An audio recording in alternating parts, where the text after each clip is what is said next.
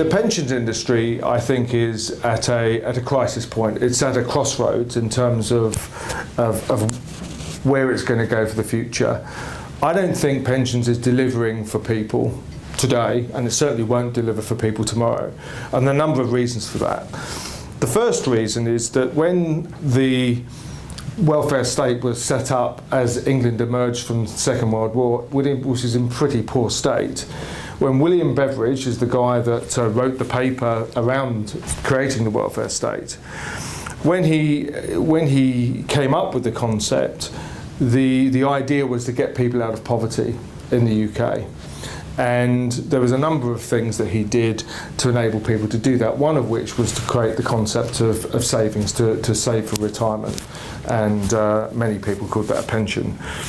The interesting thing about that was, for every person at that time, as you moved into the 50s and the 60s, the government was awash with money. People were putting lots of money into the welfare state, and as governments do, they set up this enormous bureaucratic organisation to manage all that money.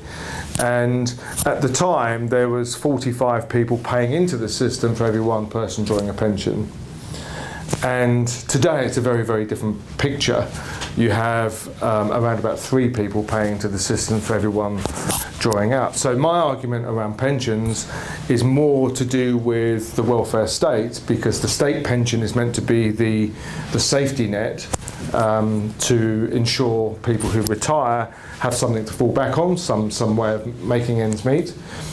But that concept, I think, is rapidly evaporating, and the whole concept of the welfare state, the whole idea of the welfare state is shaky, and we could actually be at a time where we're seeing it come to an end. And here's the sort of the key facts, really. I did some research for some other things that I was looking at presenting at various events, and I found out that over 30,000 old people last year died of the cold because they couldn't afford to pay their heating bills. So you can surmise from that to say, well, these older people who have paid into the system maybe for 30, 40, 50 years, they can't afford their heating bill. Have they therefore already fallen through the safety net, which is meant to be the welfare state?